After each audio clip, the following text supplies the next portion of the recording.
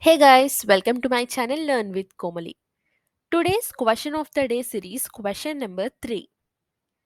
Sonzal 2022 is an annual youth festival held in which state or which union territory?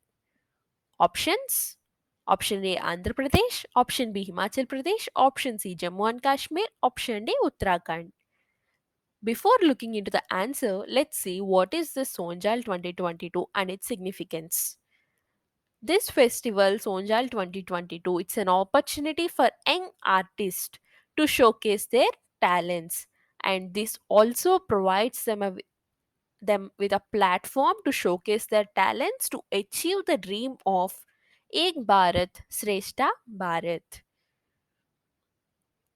Jammu and Kashmir Lieutenant Governor Manoj Sinha inaugurated the annual youth festival Sonjal 2022 at the University of Kashmir.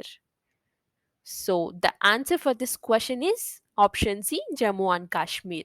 Sonjal 2022 is an annual youth festival held in Jammu and Kashmir. That's it for this video, guys. For more such quick knowledge boosting videos, please subscribe to my channel Learn with Komali.